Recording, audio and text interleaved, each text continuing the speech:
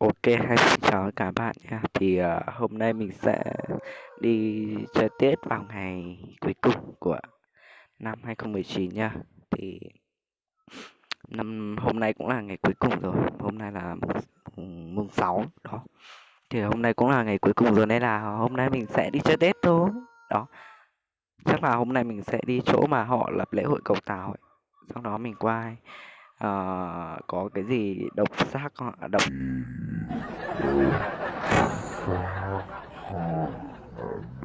có những cái gì hay ho mình sẽ qua lại cho các bạn. Ừm, Đặc biệt là nếu mà thấy cái gì hay thì mình sẽ gọi cho bạn, nếu mà không hay thì mình sẽ qua cho các bạn thấy những cái địa điểm mà bọn mình ở chỗ của mình làm lễ hội cầu Tàu ấy. Đó thì mình sẽ qua lại cho các bạn thôi nha, chứ còn nếu mà ừm, có cái gì hay nữa mình sẽ qua lại cho các bạn. Ok, mình sẽ không nói nhiều nữa bởi vì là clip hôm trước quay mình nói tương đối nhiều nên là các bạn bảo là sao anh nói nhiều thế, anh nói ít thôi đó.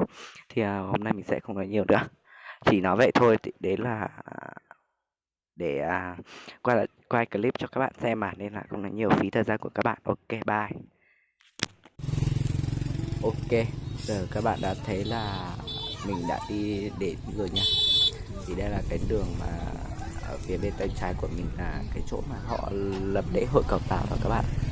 Đấy thì cũng khá là đông người nên là hôm nay mình sẽ thử đi vào trong để qua xem có gì cho các bạn xem nha. Bây giờ mình sẽ đi vào bên dưới để mình qua xem là ở chỗ dưới này có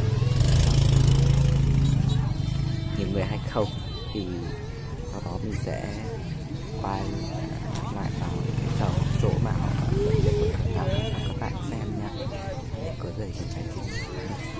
Ok, ở đây thì nếu mà các bạn xuống thì các bạn cái ghế xinh, có rất nhiều cái cô em xinh.